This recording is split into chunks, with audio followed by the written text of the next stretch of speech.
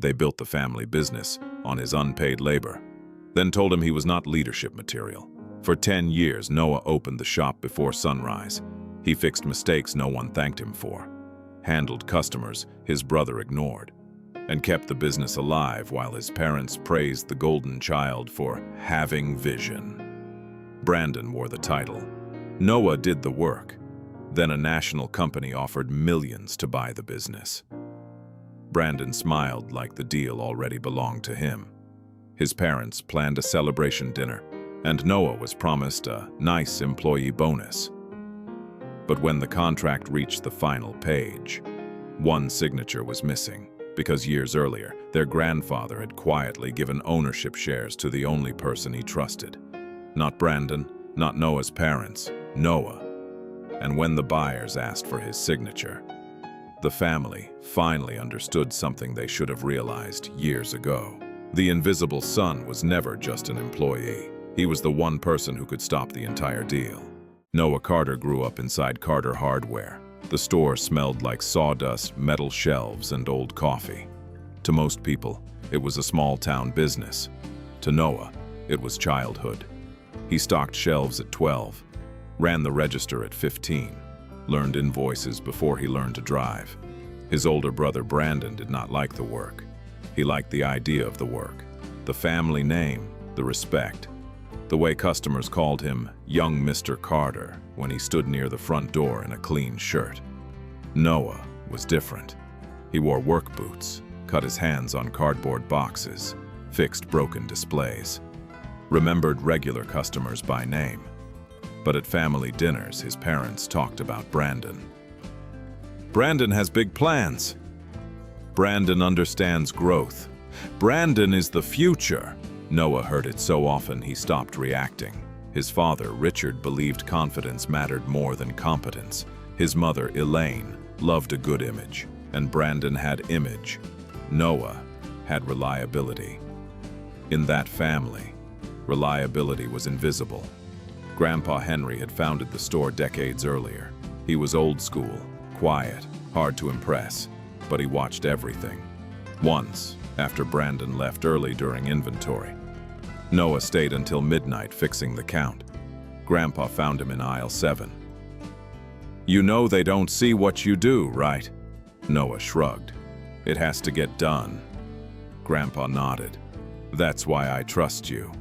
Noah thought it was just a compliment. It was not. It was a warning.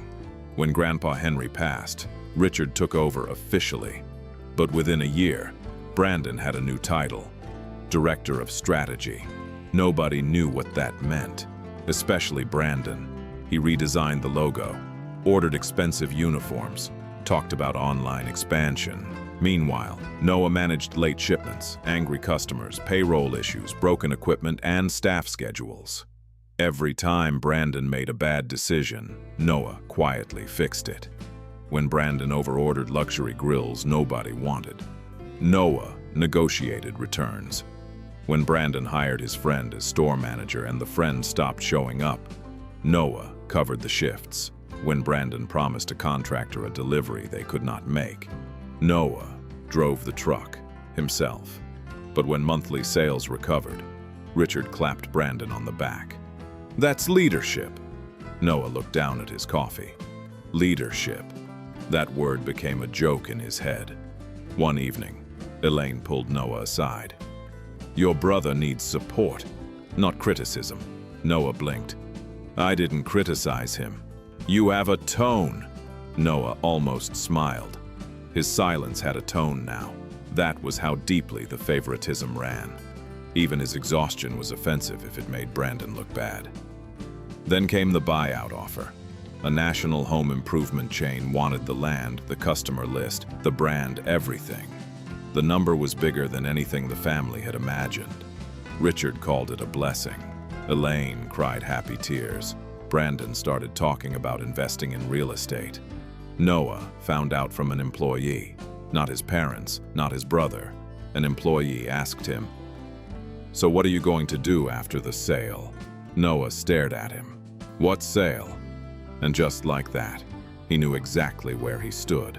The buyer's team asked questions. Brandon could not answer. What were the seasonal margins? Which vendors had delayed shipments? How much revenue came from contractors versus walk-in customers? Which accounts were at risk if the store changed hands too quickly? Brandon smiled at first. Then he looked at Richard. Richard looked at the papers. Elaine poured more coffee. Noah answered from the hallway. He did not mean to embarrass anyone. He simply knew the numbers because he lived inside them. The buyer turned toward him and said, "Do you work in operations?" Brandon laughed. "He works wherever we need him." Noah looked at his brother. For once, he did not lower his eyes. "I run operations," he said. The room went quiet. That was the first crack. Not the ownership papers, not the missing signature. The first crack was the moment an outsider saw, in 5 minutes, what Noah's family had refused to see for 10 years. That night, Noah went to his parents' house. Brandon was already there. Champagne on the table. Documents spread across the island. Noah walked in wearing his work jacket. Nobody looked happy to see him. Richard cleared his throat. "We were going to tell you." "When?" Noah asked. Elaine smiled carefully. "We didn't want to stress you." Brandon leaned back. "You'll be taken care of." Noah looked at him. "What does that mean?" Richard said. "We discussed a generous employee bonus." Employee. The word landed harder than Noah expected. He had given his childhood to that store, his weekends, his holidays, his back, his health. And now, they were calling him an employee. "How much?" Noah asked. Richard named a number. It was less than Brandon's new truck. Noah nodded slowly. Brandon said, "Don't make this weird. You never wanted the spotlight." Noah looked at his brother. "No, I wanted respect." The room went still. Elaine sighed. "Here we go." That hurt more than Brandon's smirk. Before Noah could answer, Richard's phone rang. It was the buyer's attorney.